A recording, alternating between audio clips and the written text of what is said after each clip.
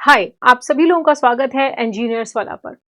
वो घड़ी आ ही गई है जब आपका आरआरबी जेईई सीपीटी 2 जो एग्जाम हुआ था उसकी रिस्पॉन्स शीट आप लोगों को मिल गई है और आप सभी लोगों ने उसमें अपने मार्क्स को चेक भी कर लिया है।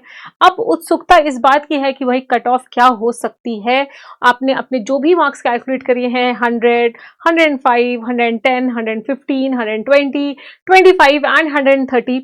अब ये मार्क्स लाने के बाद अब आपके दिमाग में ये हो रहा होगा कि भाई क्या कट ऑफ जा सकती है, कैसे हम इस बात के लिए अभी से ये जान ले। तो देखो यार, सबसे पहले मैं आपको बता दूं, यहाँ पर मैं जो भी बात करने वाली हूँ बहुत ही कंसाइज रखने वाली हूँ। पर मैं आपको बता दूं, ये मैंने काफी सारा जो डेटा हमारे पास आया है स्टूडेंट्स का एंड उसके अलावा भी काफी सारा डेटा इधर उधर अवेलेबल है, तो मैंने सारे डेटा को कंसाइज किया है और ये देखने की कोशिश करी है कितने नंबर ऑफ स्टूडेंट्स हैं और किस मार्क्स के रेंज में कितने नंबर ऑफ स्टूडेंट्स हैं, और इसके हिसाब से एक कट ऑफ को यहाँ पर आपको बताने की मैं कोशिश करूंगी। लेकिन again, this is not going to be the final cut off, ये एक्सपेक्टेड कट ऑफ होने वाली है। दैट मीन्स ऐसा हो सकता है कि ऐसा हो जाए, क्योंकि मेरे पास डेटा है। उस डेटा के हिसाब से मैं आपको ये भी बताऊंगी कि मैक्सिमम मार्क्स हमारे पास पीडब्ल्यू में कितने आए हैं। ये सारी बातें मैं करूंगी। लेकिन मैं आपको एक चीज का यहाँ पर सबसे पहले फिर से इस बात का आइडिया दे देती हूँ कि यार ये एक्सपेक्टेड कट ऑफ होने वाली है। ये वो है जो हमने यहाँ पर हमारे पास जो डेटा है उसके हिसाब से सोचा है कि हाँ भाई यहाँ पर हो सकता है। एंड लास्ट ईयर्स के डेटाज भी अगर मैं देखूँ,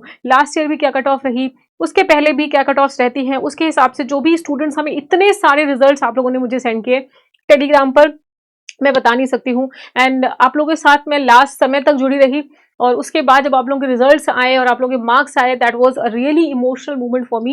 एंड वो सब कंसाइज करने के बाद यहाँ पर आज मैं बात करने वाली हूँ। एंड यस, अगर आपने अभी तक मेरा टेलीग्राम चैनल नहीं ज्वाइन किया है जहाँ पर सारे स्टूडेंट्स मुझसे जुड़े हुए हैं, आप यहाँ पर मीनू मैम पीडब्ल्यू को ज्वाइन कर सकते हैं और सारी मैकेनिकल से रिलेटेड, इंजीनियर्स वाला से रिलेटेड जो भी नोटिफिकेशन है वो आपको यहाँ पर इस टेलीग्राम चैनल पर मिल जाएगी। और यहाँ पर टाइम टू टाइम मैं डाउट सेशंस भी करते रहती हूँ, आप लोगों से डायरेक्टली कनेक्टेड रहती हूँ। तो अगर आप मुझसे जुड़ना चाहते हैं तो इस टेलीग्राम चैनल को ज्वाइन कर लें। अच्छा देखो, सबसे पहले हम टोटल वैकेंसीज की बात कर लेते हैं। देखो यार, एक चीज, जो कट ऑफ है वो कई फैक्टर्स पर डिपेंड करेगा, क्योंकि टोटल जो वैकेंसीज है, अगर आप देखें जोन वाइज यहाँ पर वैकेंसीज मैंने डाली है, तो अहमदाबाद में 68, अजमेर में 20 है ना, ये सब आप देख सकते हैं। सब डेटा आपके पास पहले भी होगा। और अगर मैं टोटल वैकेंसी देखूँ तो 2500 अप्रोक्सीमेटली, है ना, 2585 टोटल वैकेंसीज हैं। और मैं आपको बता दूं, लगभग, है ना, 5 लाख बच्चों ने सीबीटी 1 का पेपर दिया था या अप्लाई किया था। उसमें से जो सेलेक्ट हुए लगभग 38,000 से 40,000, है ना, ये मैं एवरेज डेटा आपको बता रही हूँ, एग्जैक्ट डेटा बिल्कुल भी नहीं है। 38,000 से 40,000 स्टूडेंट्स जो है टोटल ऑल द ब्रांचेस, भाई मिक्स, मतलब मैकेनिकल, सिविल, इलेक्ट्रिकल, सीएमएस, है ना, बहुत सारी इलेक्ट्रॉनिक्स, तो उस सब में मिला लो तो लगभग 38,000 से लेकर के 40,000 स्टूडेंट्स अपियर हुए हैं इसके लिए, मतलब 2500 सीट्स के लिए। तो यहाँ पर मैं उन कैंडिडेट्स की बात करने वाली हूँ जो कि मैकेनिकल और इलेक्ट्रिकल की जो सीट्स थी, डिपार्टमेंट की जो सीट्स थी, उनके लिए एलिजिबल हैं। देखो यार, यहाँ पर कुछ डेटा मैंने डाला है, जैसे कि टोटल वैकेंसीज एमई में रफली 824 वैकेंसीज हैं और ईई में रफली आपके 489 वैकेंसीज हैं। यहाँ पे स्टोर वाली वैकेंसीज और वो सब मैंने, देखो हम एक अप्रॉक्सीमेट मोटे मोटे तौर पर यहाँ पर देखने वाले हैं कि क्या कट ऑफ हो सकती है, तो एक अप्रॉक्सीमेट बात करेंगे, ठीक है। तो ये आप देख सकते हो कि जो इलेक्ट्रिकल की वैकेंसीज हैं उसमें मैकेनिकल कैंडिडेट्स एलिजिबल हैं और जो मैकेनिकल की वैकेंसीज हैं उसमें इलेक्ट्रिकल के कैंडिडेट्स एलिजिबल हैं। अब मैं आपको बता देती हूँ, हमारे पास पीडब्ल्यू में जो अभी तक हाईएस्ट मार्क्स मिले हैं, हमारे ही पीडब्ल्यू के अशोका बैच और आरआरबी जेईई एक्सप्रेस बैच के स्टूडेंट्स हैं, उनका 126 पॉइंट समथिंग, मान के चलिए 127 मार्क्स आपका हाईएस्ट मैकेनिकल में देखने को मिला है। एंड मैं बता दूं, इलेक्ट्रिकल की भी फैकल्टी से मेरी बात हो रही थी, वहां पर भी लगभग इतना मार्क्स देखने को मिल गया है। इसका मतलब क्या है, और मैं आपको बता दूं और भी बहुत सारे डेटा अवेलेबल थे, आपको पता है बहुत सारी वेबसाइट्स हैं, मैंने वहां पर भी विजिट किया। मैंने वहां पर ये देखा कि लगभग 131 इज द हाईएस्ट मार्क्स जो अभी तक में किसी भी कैंडिडेट्स के देखने को मिले हैं। मैं बता दूं, 131 अभी हमारे पास नहीं है, लेकिन हाँ, जो कैंडिडेट्स ने, जो स्टूडेंट्स ने मुझे पर्सनली मेरे टेलीग्राम चैनल में और पर्सनल मैसेज में मुझे इतने सारे रिजल्ट्स भेजे, मोर देन 500 रिजल्ट्स मेरे पास एज अ मैसेज ही आ गए थे, तो वहां पर जो मैक्सिमम मार्क्स था वो 126 पॉइंट समथिंग, 127 मान लीजिए, वो मुझे देखने को मिला। अच्छा, अब जो बहुत सारा डेटा मैं आपको बता देती हूँ, लगभग 9,000 से 10,000 बच्चों का डेटा अवेलेबल है इस समय ऑनलाइन। मैं वेबसाइट्स का नाम नहीं लेना चाहती हूँ, आपको पता है वहां पर क्या है कि आप अपने आंसर रिस्पॉन्स शीट डालते हैं, वो आपको अपने मार्क्स कैलकुलेट करके बता देते हैं। तो वहां पर उनका डेटा जो एनालिसिस किया, यार देखो यार, अगर इन दोनों को मिला लें, ठीक है, लगभग आप मान लीजिए 1200-1300 सीट्स हैं, ठीक है। अब देखो 9,000 स्टूडेंट्स का ही डेटा अवेलेबल है और पेपर कितने लोगों ने दिया है ना, आप समझ रहे हो। लाइक पेपर आपके 38,000 लोगों ने दिया और आप ये देखो 9,000 मैं उसका बोल रही हूँ, मैकेनिकल इलेक्ट्रिकल की बात कर रही हूँ।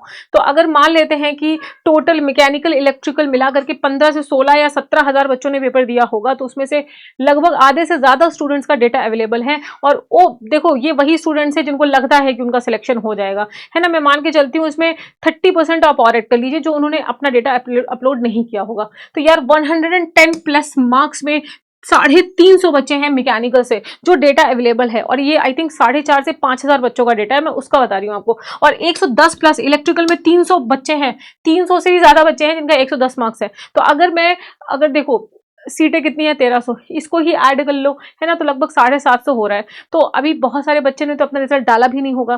तो मैं क्योंकि इलेक्ट्रॉनिक्स भी इसमें अवेलेबल है, तो मोटा मोटे तौर पे अगर मैं आपसे बात करूं तो मैं अभी जोन वाइज भी ये सीट्स डिसाइडेड है। तो जोन वाइज भी अभी बहुत सारा इसमें वेरिएशन होने वाला है, किस जोन में ज्यादा सीट्स हैं, किस जोन में कम सीट है। तो यहाँ पर हम एक ऐसी बात करेंगे यार कि कितने मार्क्स अगर आपके हैं तो आप सेफेस्ट जोन पे आपका सिलेक्शन हो ही जाएगा। तो देखो अगर आप 120 प्लस मार्क्स हैं, अच्छा कोई भी कैंडिडेट्स अगर आपके 120 प्लस मार्क्स हैं, मैंने सारे जोन्स चेक कर लिए, बहुत ही कम कैंडिडेट्स हैं जिनके 120 प्लस मार्क्स हैं, तो कहने का मतलब है शॉर्ट सिलेक्शन है ही है। मतलब आप मान सकते हो कि आपका नाम लिस्ट में रहेगा अनटिल अनलेस कोई और प्रॉब्लम ना हो जाए। कोई और प्रॉब्लम मतलब कुछ डॉक्यूमेंट में या कुछ भी ऐसा, आप ये मान के चलिए आपका सिलेक्शन हो ही जाना है, ठीक है। अब मैं आप बात हूँ 1 से 15 मार्क्स से 120, मैं आपको बता दूं जो मुझे मोर देन 500 रिजल्ट देखने को मिले हैं उसमें बहुत सारे, मतलब ऐसे आप समझ सकते हो बहुत सारे बच्चों के इसमें रिजल्ट है। तो मैं आपको बता दूं अगर आप 115 प्लस मार्क्स हैं, फुल चांस है सिलेक्शन के, फुल चांस। मतलब मैंने डेटा भी और भी देखे हैं, जोन वाइज डेटा भी देखे हैं। तो यहाँ पर क्या है ना कि इसमें फुल चांस है, लेकिन क्या है ना कि कई बार कुछ जोन्स में वैकेंसीज कम है, कुछ जोन पे वैकेंसी ज्यादा है, जैसे कोलकाता जोन में ज्यादा है, मुंबई जोन में ज्यादा है, तो उन सब में तो आप ये मान के चलो 115 में आपका सिलेक्शन हो ही जाएगा, ठीक है। अब आते हैं 110 115, इसमें मे और मे नॉट भी मैं कह सकती हूँ, हो भी सकता है, इसमें कोई डाउट नहीं है। 110 अगर प्लस वैकेंसी आपका है तो हो सकता है। देखो इसमें तो पूरे चांस है, शॉर्ट है, इसमें फुल चांस है, बहुत ही हाई चांस है 115 प्लस हो तो आप सिलेक्टेड हो। लेकिन अगर 110 से लेकर के 115 है तो देखो अभी कैटेगरी आएगी, ठीक है। आप यूआर से हैं, आप ओबीसी से हैं, आप एससी एसटी कैटेगरी से हैं, ईडब्ल्यूएस कैटेगरी से है, उसके बाद जोन्स वाइज वैकेंसीज डिवाइडेड हैं, वो बात आएगा। तो कुछ जोन में बहुत ही कम वैकेंसीज हैं, कुछ जोन में बहुत ही ज्यादा वैकेंसी, तो उससे थोड़ा सा वेरिएशन देखने को मिल सकता है। तो यहाँ पर हो सकता है, इसमें कोई डाउट नहीं है 110 प्लस और मे नॉट भी। तो मैं आपसे ये कहना चाहती हूँ कि यार देखना जो कट ऑफ रहेगी वो 110 से लेकर के 115 के बीच में या 115 से ऊपर नीचे 1-2 नंबर होने वाली है, ये मेरा अनुमान है। But on the same time अब आप कहोगे मैडम मुझे तो बड़ी घबराहट महसूस हो रही है, अगर 110 से कम है या 110 से 115 के बीच में है तो मुझे तो घबराहट हो रही है। देखो यार घबराने की कोई बात नहीं है, मैं हमेशा एक चीज बोलती हूँ यार, आपको पढ़ाई कब तक करनी है, जब तक आप अपनी सैलरी के पहले लड्डू न खा लें, तब मतलब आपकी फर्स्ट सैलरी आपके अकाउंट में आएगी, फिर उसके बाद आप जाके लड्डू खरीदेंगे और उसको अपने मुंह में खाएंगे, और जब वो अंदर चला जाएगा उसके बाद आप मानना कि आपकी नौकरी लग गई है। क्योंकि क्या है ना कि लिस्ट में नाम देखने के बाद भी जो डॉक्यूमेंट वेरिफिकेशन और यहाँ पर जो आपका मेडिकल होता है, उस मेडिकल में काफी सारी चीजें देखने को मिलती है, और बहुत सारे कैंडिडेट्स हैं जो कुछ ना कुछ कमी की वजह से वहां से बाहर हो जाते हैं। तो सिर्फ मार्क्स लाना ही नहीं, वहां पे मेडिकल स्टैंडर्ड्स को भी वहां पे पार करना है। तो अगर आप 131 प्लस भी लेके आ रहे हो ना बेटा, तब भी मैं आपसे कहती हूँ कि पढ़ाई तब भी करते रहना, क्योंकि जब तक आपको, ये मैंने इसलिए लिख दिया है, keep studying until you celebrate your first salary with a box of sweets. और मुझे भी खिलाना मत भूलना, है ना, जब आपकी फर्स्ट सैलरी आए